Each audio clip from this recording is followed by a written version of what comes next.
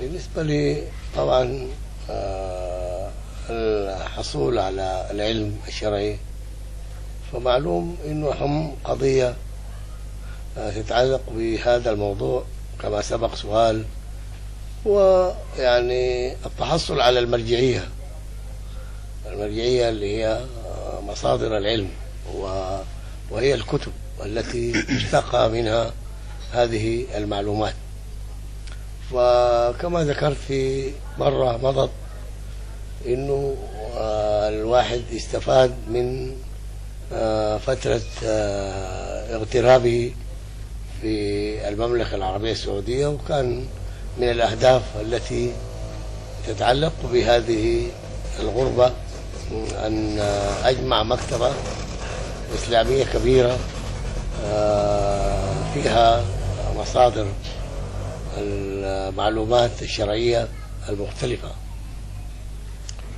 وفعلا قد كان انه الواحد جمع المكتبة كما ذكرت، الكلام ده قديم في فترة السبعينات، وبقي الأمر الآخر بعد الحصول على المرجعية ومصدر المعلومة وهو الكتاب. بعد كده المسألة بدأت عندنا مربوطة بمسألة مراجعة واطلاع.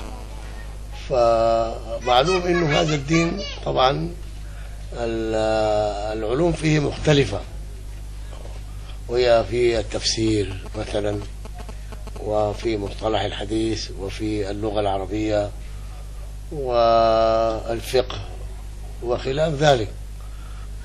فهي مجموعة يعني مجموعة مواد، وكل مادة لها مراجع تخصها. فكان عندي مسألة يعني ترتيب الأمر اللي هو يعني الجدول بتاع المراجعة عندي. فوضعت جدولا اللي هو يتعلق بعلوم الشريعة المختلفة على مدى أيام الأسبوع. ومثلا يوم بدرس في العقيدة وراجع في العقيدة، ويوم وراجع في اللغة العربية، ويوم في التفسير، إلى حسب الجدول. ومن خلال هذا الجدول أنا انطلقت طبعا، واستطعت من خلاله أن أجمع معلومات مختلفة تتعلق بعلوم الشريعة الإسلامية.